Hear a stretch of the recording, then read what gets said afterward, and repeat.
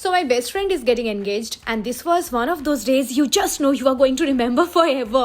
The morning was pure chaos though, everyone running around, music blasting, makeup half done, someone always losing something. তোমরা আমাকে সবাই জিজ্ঞেস করেছো আমি কিভাবে রেডি হয়েছি। দেখো মেকআপ তো থেকেই যায় কারণ আমার স্কিনটা ভালোই, আর হেয়ারে যে প্রবলেমটা হয় নাচানাচি করি ঘাম হয় সব কিছুর জন্য চুলটা সবার আগে খারাপ হয়ে যায়। বারবার রিটাচ করা আমার পক্ষে পসিবল নয় কারণ ফাংশনের মধ্যে সেটা হয়ে ওঠে না।